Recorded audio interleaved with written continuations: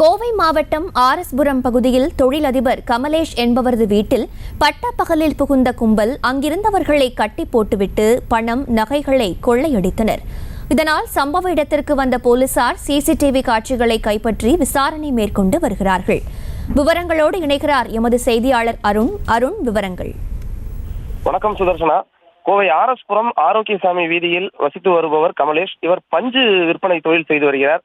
தொழிலதிபரான இவர் அந்த பகுதியில் ஒரு செல்வந்தராக இருக்கக்கூடிய நிலையில இன்று பிற்பகல்ல அவரது வீட்டிற்கு 2 கார்களில் வந்த மர்ம நபர்கள் 12 பேர் வீட்டில் இருந்த 5 பேரை கட்டி போட்டு அங்கிருந்த கத்தியை காட்டி கொள்ளையில் ஈடுபட்டிருக்கிறார்கள். சுமார் 12 லட்சம் ரூபாய் பணம் மற்றும் நகை ஆகியவற்றை அவர்கள் கொள்ளையடித்து சென்றதாக கூறப்படுகிறது.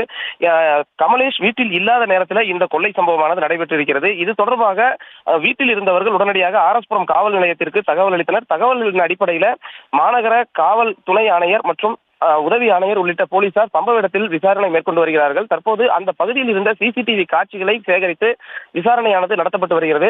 இந்த சிசிடிவி காட்சியின் அடிப்படையில் இந்த 2 கார்கள், அந்த கார்களில் வந்த நபர்கள் எந்த பகுதியில் சென்றிருப்பார்கள் என்ற அடிப்படையில் மாநகரம் முழுவதிலும் இருக்கக்கூடிய சிசிடிவி காட்சிகளை சேகரித்து தற்போது விசாரணையானது நடத்தப்பட்டு வருகிறது.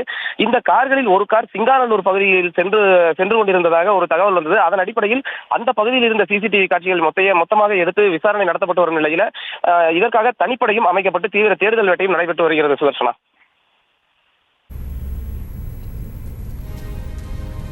விவரங்களுக்கு நன்றி அருண். செய்திகளை உடனுக்குடனும் துல்லியமாகவும் தெரிந்து கொள்ள சப்ஸ்கிரைப் பண்ணுங்க.